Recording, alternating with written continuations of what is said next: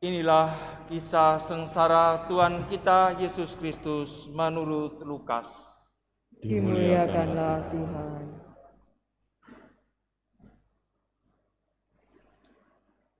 Ketika tiba saat perjamuan Paskah, Yesus duduk makan bersama-sama dengan rasul-rasulnya.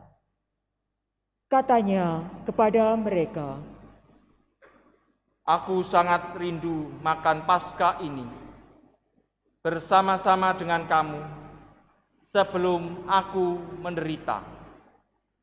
Sebab aku berkata kepadamu, aku tidak akan memakannya lagi sampai perjamuan ini digenapkan dalam kerajaan Allah. Kemudian Yesus mengambil sebuah cawan, mengucap syukur, lalu berkata, Ambillah ini dan bagikanlah di antara kamu. Sebab aku berkata kepadamu, mulai sekarang ini, aku tidak akan minum lagi hasil pokok anggur sampai kerajaan Allah telah datang. Lalu Yesus mengambil roti, mengucap syukur, memecah-mecahnya, dan memberikannya kepada mereka, seraya berkata, Inilah tubuhku yang diserahkan bagi kamu. Perbuatlah ini untuk mengenangkan daku. Demikian juga dibuatnya dengan cawan sesudah makan. Ia berkata, Cawan ini adalah perjanjian baru oleh darahku, yang ditumpahkan bagi kamu.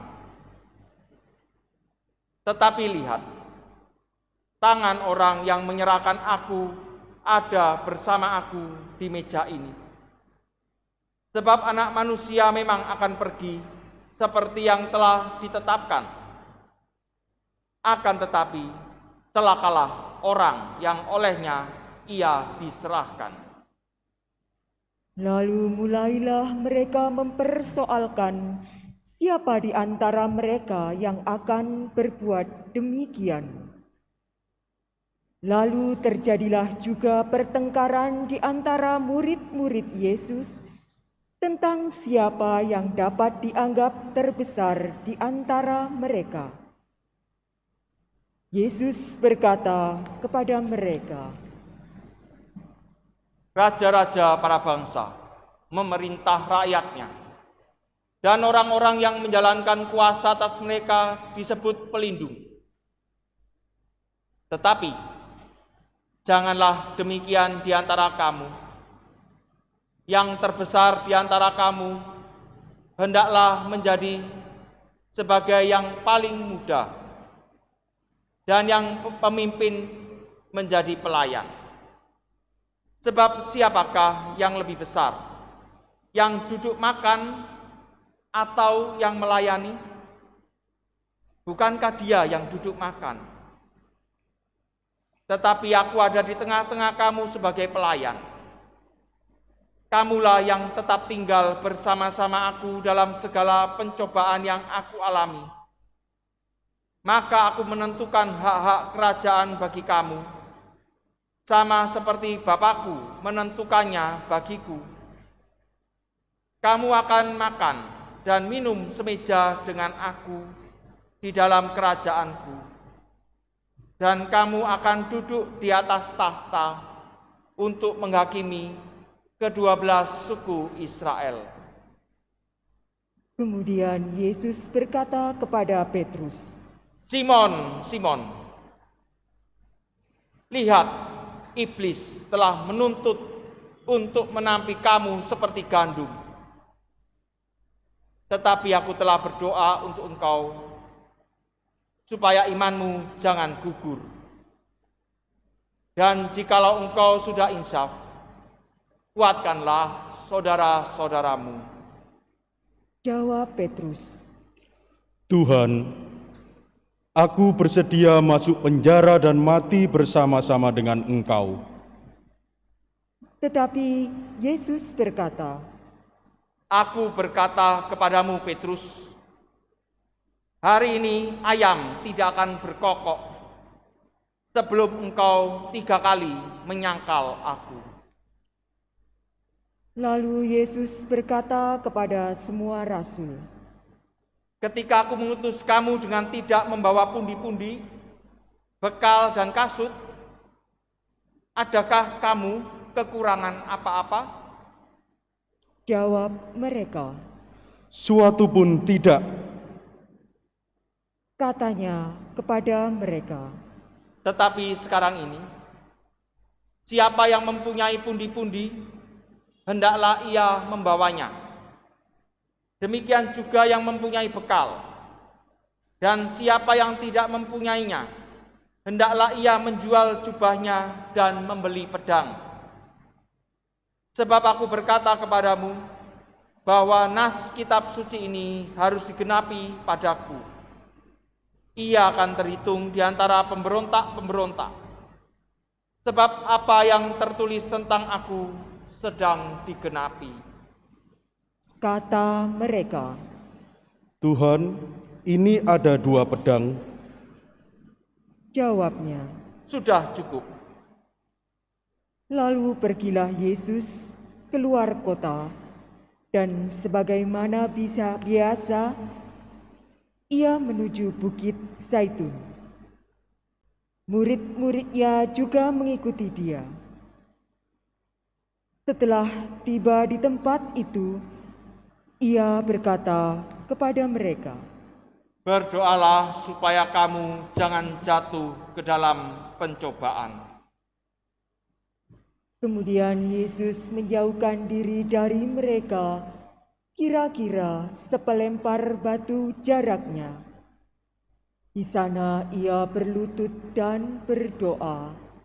Katanya, Ya Bapakku, jikalau engkau mau, ambillah cawan ini daripadaku. Tetapi bukanlah kehendakku, melainkan kehendak-Mu-lah yang hendaknya terjadi. maka seorang malaikat dari langit menampakkan diri untuk memberi kekuatan kepadanya.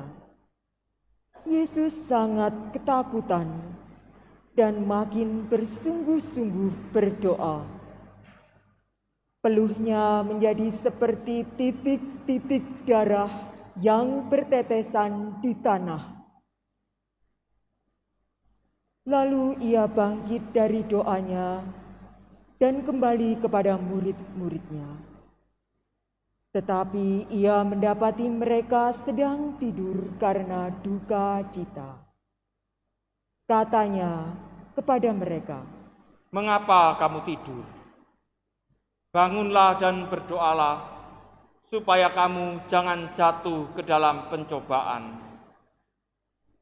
waktu Yesus masih berbicara, datanglah serombongan orang.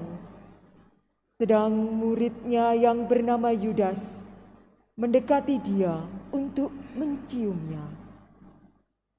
Maka kata Yesus kepadanya, Hai Yudas, engkau menyerahkan anak manusia dengan ciuman?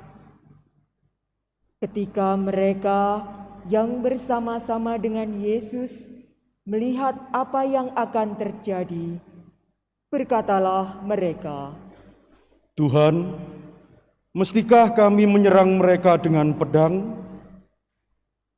dan seorang dari mereka menyerang hamba Imam Agung, sehingga putuslah telinga kanannya. Tetapi Yesus berkata, Sudahlah. lalu Yesus menjamah telinga orang itu dan menyembuhkannya.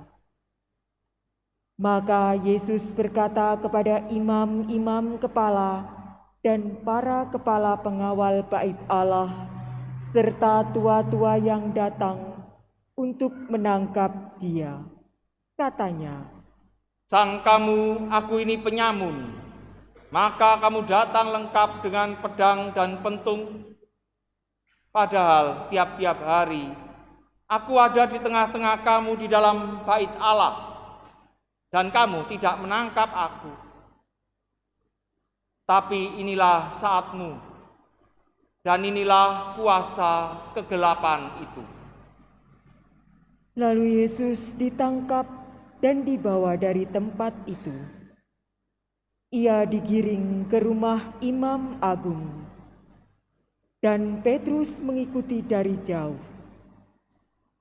Di tengah-tengah halaman rumah itu, orang memasang api, dan mereka duduk mengelilinginya. Petrus juga duduk di tengah-tengah mereka. Seorang hamba perempuan melihat dia duduk dekat api. Ia mengamat-amati Petrus, lalu berkata, Orang ini juga bersama-sama dengan Yesus. tetapi Petrus menyangkal. Katanya, Bukan, aku tidak mengenal dia.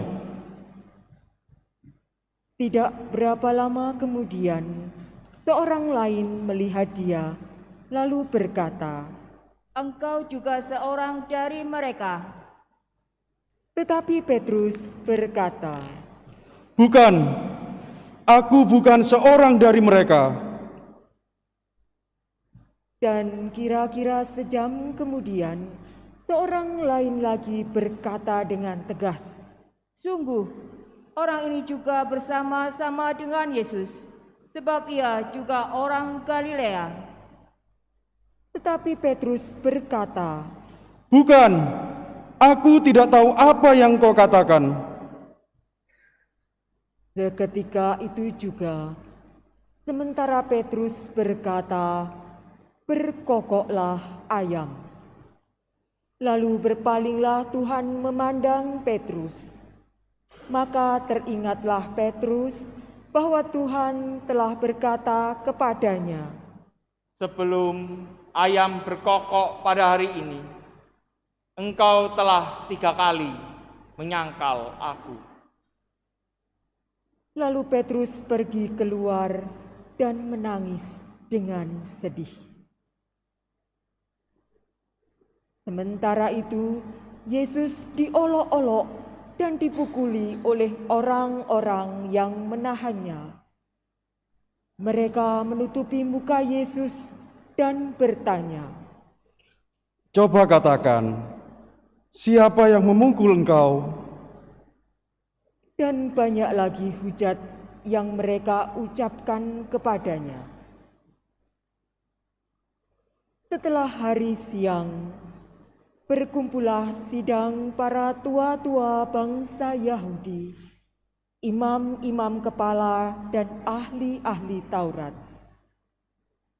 Lalu mereka menghadapkan Yesus ke mahkamah agama mereka. Katanya, Jikalau engkau adalah Mesias, katakanlah kepada kami. jawab Yesus, Sekalipun aku mengatakan kepadamu, kamu toh tidak percaya. Dan sekalipun aku bertanya sesuatu kepadamu, kamu toh tidak akan menjawab. Mulai sekarang Anak Manusia sudah duduk di sebelah kanan Allah yang Maha Kuasa. kata mereka semua. Kalau begitu, engkau ini anak Allah? Jawab Yesus, Kamu sendiri mengatakan bahwa akulah anak Allah. lalu kata mereka, Untuk apa kita perlu kesaksian lagi? Kita telah mendengarnya dari mulutnya sendiri.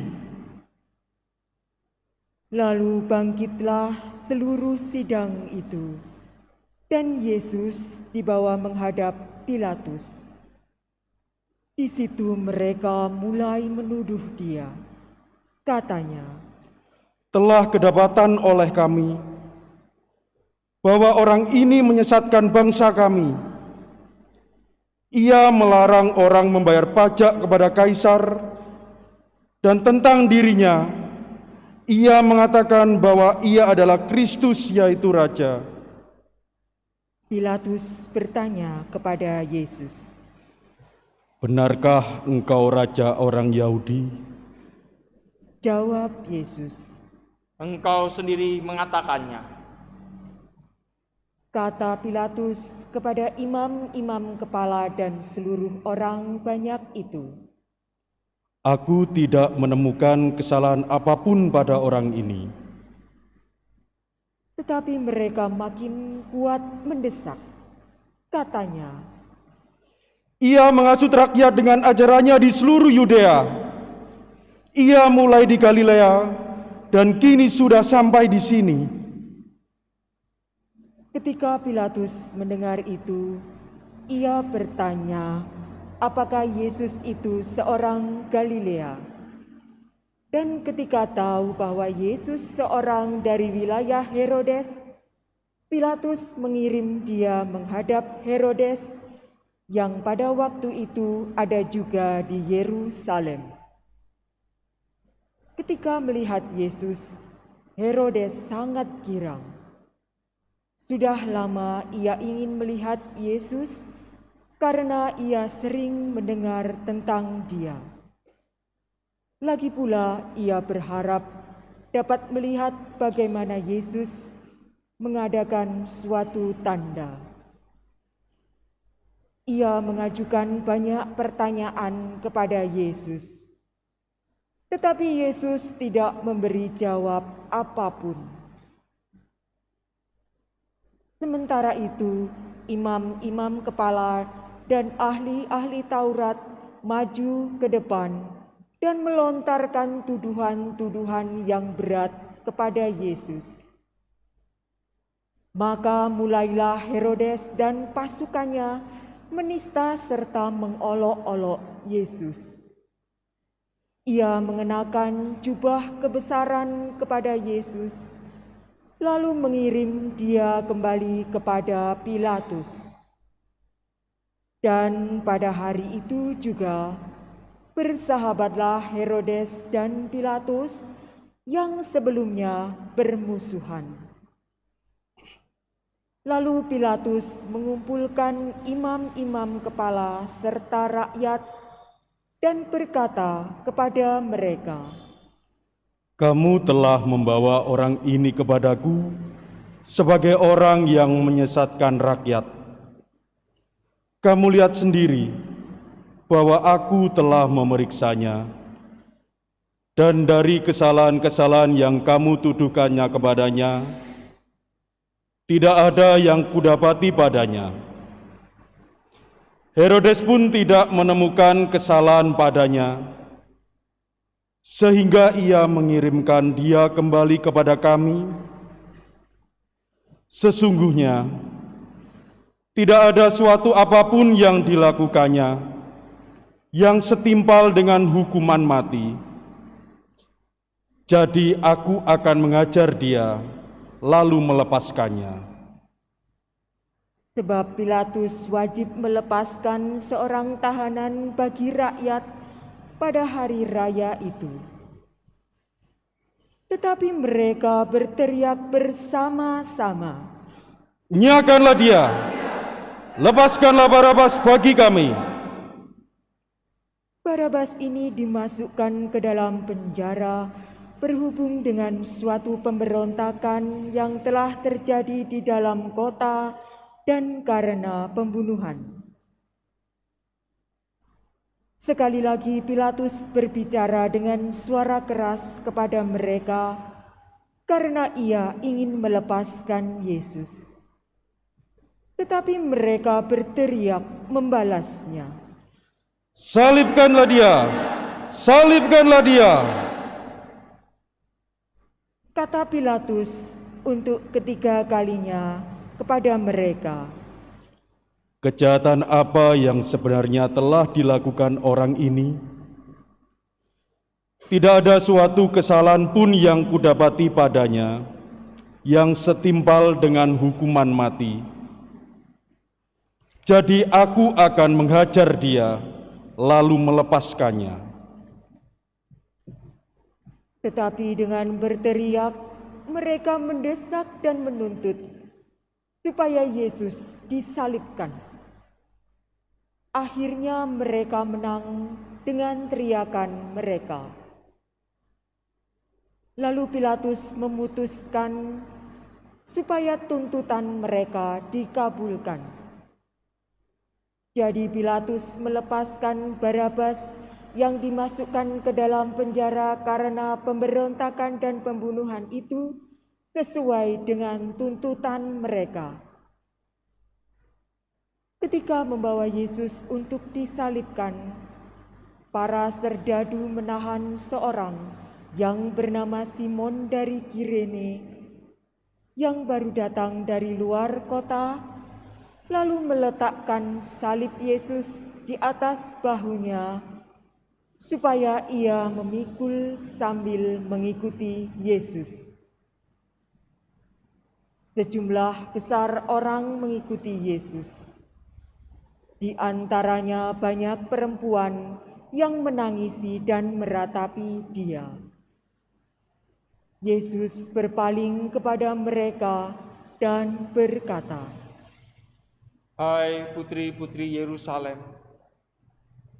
janganlah kamu menangisi aku, melainkan tangisilah dirimu sendiri dan anak-anakmu.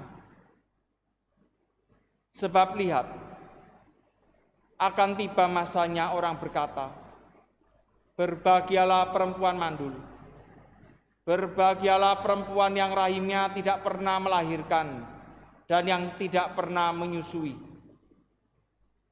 Maka orang akan mulai berkata kepada gunung-gunung, runtuhlah menimpa kami, dan kepada bukit-bukit, timbunlah kami. Sebab jikalau orang berbuat demikian terhadap kayu hidup, apakah yang akan terjadi dengan kayu kering?" Bersama Yesus digiring juga dua orang lain, yaitu dua penjahat, untuk dihukum mati bersama-sama dengan Dia.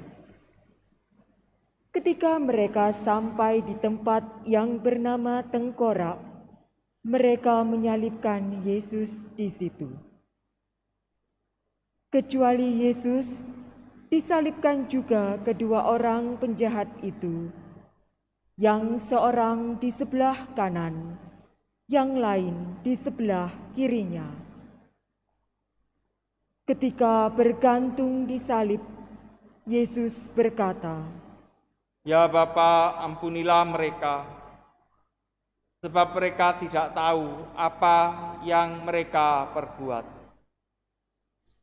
Dan mereka membuang undi untuk membagi pakaian Yesus. Orang banyak berdiri di situ dan semua melihatnya. Pemimpin-pemimpin mengejek Yesus. Katanya, Orang lain ia selamatkan. Biarlah sekarang ia menyelamatkan dirinya sendiri, jika ia benar-benar Mesias, orang yang dipilih Allah. juga prajurit-prajurit mengolok-olok Dia. Mereka mengunjukkan anggur asam kepadanya dan berkata, Jika engkau raja orang Yahudi, selamatkanlah dirimu. Ada juga tulisan di atas kepalanya, inilah raja orang Yahudi. Salah seorang dari penjahat yang digantung itu menghujat Yesus. Katanya, Bukankah engkau Kristus? Selamatkanlah dirimu dan kami. tetapi penjahat yang seorang lain lagi menegur dia. Katanya, Tidaklah engkau takut juga tidak kepada Allah, padahal engkau menerima hukuman yang sama. Kita memang selayaknya dihukum, sebab kita menerima balasan yang setimpal dengan perbuatan kita. Tetapi orang ini tidak berbuat sesuatu yang salah. lalu ia berkata kepada Yesus, Yesus, ingatlah akan aku apabila engkau datang sebagai raja. kata Yesus kepadanya, Aku berkata kepadamu, sesungguhnya pada hari ini juga engkau akan ada bersama-sama aku di dalam Firdaus.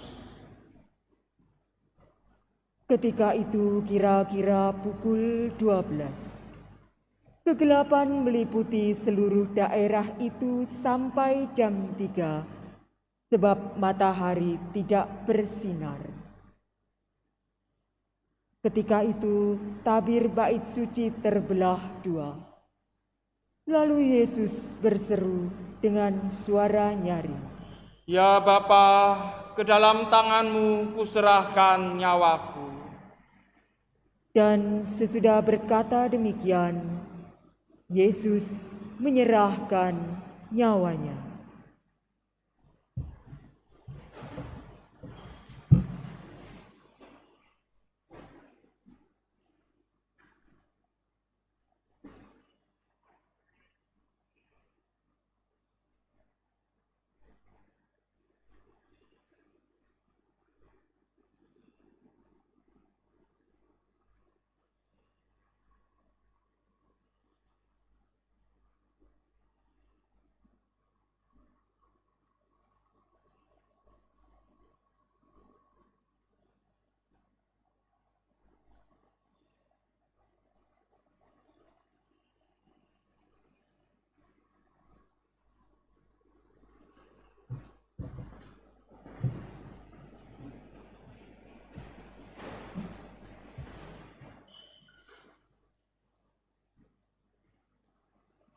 Ketika kepala pasukan melihat apa yang terjadi, ia memuliakan Allah. Katanya, Sungguh, orang ini adalah orang besar. di situ berkerumun pula orang banyak yang datang untuk menyaksikan seluruh peristiwa itu. Sesudah melihat apa yang terjadi itu, pulanglah mereka sambil memukul-mukul diri. Semua orang yang mengenal Yesus dari dekat, termasuk perempuan-perempuan yang mengikuti Dia dari Galilea, berdiri jauh-jauh dan melihat semua itu. Waktu itu ada seorang yang bernama Yusuf. Ia anggota Majelis Agung dan seorang yang baik lagi benar. Ia tidak setuju dengan putusan dan tindakan majelis itu. Ia berasal dari Arimatea, sebuah kota Yahudi, dan ia menanti-nantikan kerajaan Allah. Ia pergi menghadap Pilatus dan meminta jenazah Yesus. Dan sesudah menurunkan jenazah itu, ia mengafaninya dengan kain lenan, lalu membaringkannya di dalam kubur yang digali di dalam bukit batu, di mana belum pernah dibaringkan satu jenazah pun. Hari itu adalah hari persiapan, dan Sabat hampir mulai. Perempuan-perempuan yang datang bersama Yesus dari Galilea ikut serta dan melihat kubur itu. Juga mereka melihat bagaimana jenazah Yesus dibaringkan. Setelah pulang, mereka menyediakan rempah-rempah dan minyak mur. Dan pada hari Sabat, mereka beristirahat menurut hukum Taurat. Demikianlah sabda Tuhan.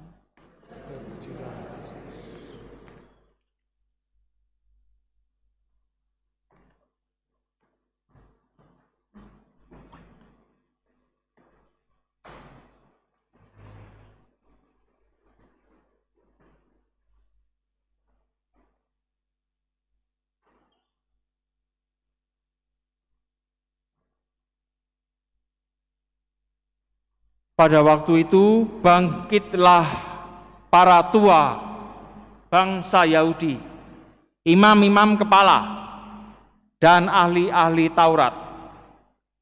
Mereka membawa kepada Yesus, kepada Pilatus, dan di situ mereka mulai menuduh Dia. Kata mereka, telah kedapatan oleh kami bahwa orang ini menyesatkan bangsa kami. Ia melarang orang membayar pajak kepada kaisar, dan tentang dirinya ia mengatakan bahwa ia adalah Kristus, yaitu Raja. Saudara-saudari yang terkasih dalam Kristus, memang untuk menjatuhkan orang benar itu mudah. Apalagi kalau dasarnya sebenarnya adalah karena iri hati dan kebencian. Maka orang bisa mencari-cari alasan untuk menghukum dan menyalahkan orang yang benar. Inilah yang dialami oleh Yesus. Yesus dihukum mati adalah karena rasa iri hati, karena kebencian yang dilakukan, yang muncul dari dalam diri ahli-ahli Taurat dan orang Farisi. Lalu kemudian tuduhan apa yang sebenarnya diberikan kepada Yesus sehingga Yesus dihukum mati? Tuduhan sebenarnya adalah, kalau dengan bahasa kita sekarang ini, adalah menista agama. Ternyata apa yang dialami Yesus terjadi sampai sekarang ini. Kita pun berkali-kali mendengarkan mungkin di media sosial berita tentang penistaan agama. Itu bukan hal baru. Itu sudah terjadi 2000 tahun yang lalu dan dialami oleh Yesus sendiri. Saudara-saudari yang terkasih, kalau kita mau merenungkan bersama, iri hati dan kedengkian itu bisa muncul dari dalam diri kita. Mungkin kita berpikir, ya Romo, orang iri hati kalau kita dalam sehari-hari mungkin adalah orang yang mungkin misalnya apapun dia mungkin tidak punya, mungkin kehidupan ekonominya lebih miskin, mungkin bisa. Kalau ya orang iri hati karena saya tidak punya apa-apa Romo, jadi saya gampang iri hati sama orang yang kaya raya. Saya tidak punya kelebihan apapun, lalu kemudian muncul rasa iri hati. Kalau kita mungkin berpikiran secara sekilas saja, kita bisa mengatakan orang yang iri itu adalah orang yang tidak punya. Ternyata iri hati, kedengkian itu tidak tergantung pada kehidupan ekonomi kita. Entah miskin, entah kaya raya, orang bisa iri hati ternyata. Jadi iri hati tidak tergantung pada hal yang ada di luar diri kita. Apapun yang kita punya, bukan tergantung pada itu. Iri hati dan kedengkian itu muncul dari dalam hati. Entah orangnya kaya raya, punya kedudukan, punya jabatan, punya posisi yang tinggi, atau orang itu mungkin tidak punya apa-apa dalam posisi yang rendah, ternyata semuanya bisa memiliki sikap iri hati. Dan sebenarnya juga rasa iri hati dan kedengkian itu selain menghancurkan orang lain, juga menghancurkan diri kita sendiri. Mungkin kalau hal sehari-hari yang kita mungkin alami, mungkin banyak orang nggak bisa tidur kalau malam, tensinya naik karena iri hati, bisa. Banyak penyakit muncul juga karena orang memiliki sikap iri hati. Sehingga dengan demikian tidak akan ada damai, tidak akan pernah ada sukacita, kegembiraan, kebahagiaan dalam diri orang yang memiliki hati yang iri, memiliki hati yang dengki.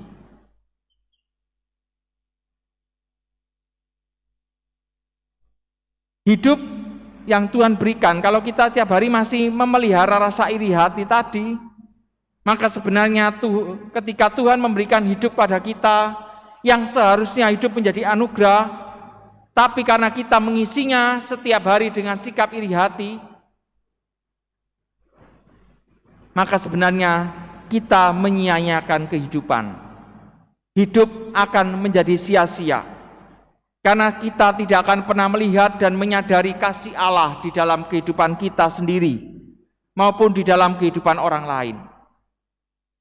Orang yang iri hati itu hatinya sudah tertutup oleh kebencian, sehingga dia sendiri tidak akan pernah merasakan, menyadari bahwa Allah sudah memberikan berkat yang luar biasa di dalam kehidupannya. Karena itulah kalau kita tidak ingin hidup kita sia-sia, maka kita harus bisa mengalahkan kebencian dan iri hati, kedengkian dari dalam hati kita. Caranya adalah pertama dengan bersyukur. Apapun yang kita miliki, berapapun yang kita miliki, bagaimanapun kondisi hidup kita sekarang ini, bersyukurlah. Karena itu adalah yang kita miliki sekarang ini adalah yang terbaik yang Tuhan berikan kepada kita. Ketika kita bisa bersyukur, itu berarti kita mengakui akan berkat dan anugerah-anugerah yang Tuhan berikan kepada kita. Orang yang iri hati juga sebenarnya dia menghina Allah. Orang yang iri hati itu menghina Allah karena dia tidak pernah bersyukur atas anugerah yang Tuhan berikan di dalam kehidupannya. Cara yang kedua adalah dengan bersikap murah hati.